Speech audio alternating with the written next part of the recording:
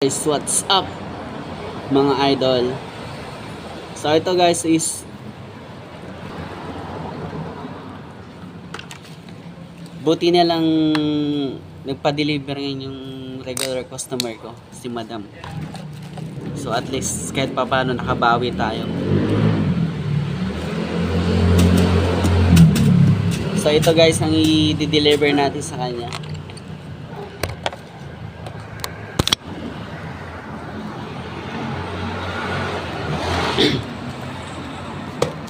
Yan.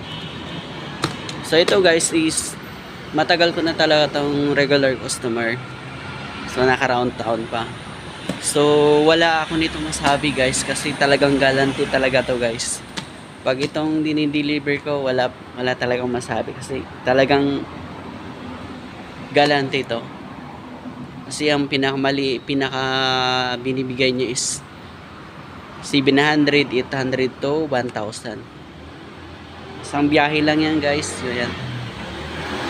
So ngayon guys, ito is gagawin natin, ihatid natin doon sa kondo nila. Sa mismo yung unit ni Madam. So doon natin ihatid. So kahit pa paano nakabawi tayo. Nawala yung stress natin kanina. Mga buraot na customer.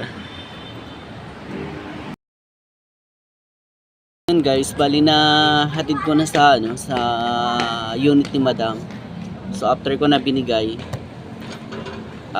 ito papakita ko sa inyo kung magkano ang binigay niya sa akin from Divisoria Mall, Divisoria 160th Mall papunta ng San Juan lang.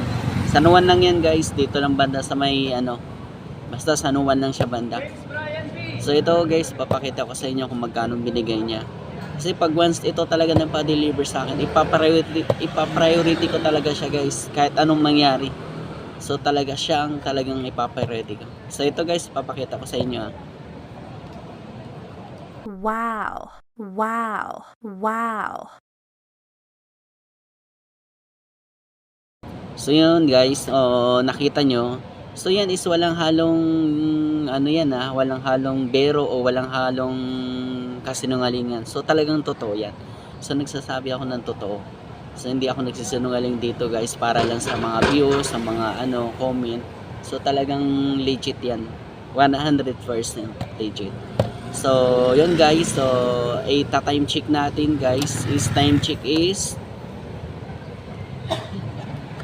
6:58. So 6:58 is nandito ako ngayon sa may harap ng Green Hills. Nandito ako ngayon sa may Green Hills sa may San Juan.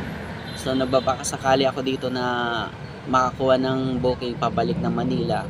Kahit papano, at least masisib natin yung gas natin pa uwi.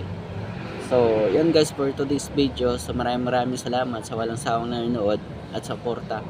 So, don't forget to follow, like, and share ng mga video ko guys. So, thank you. Bye-bye.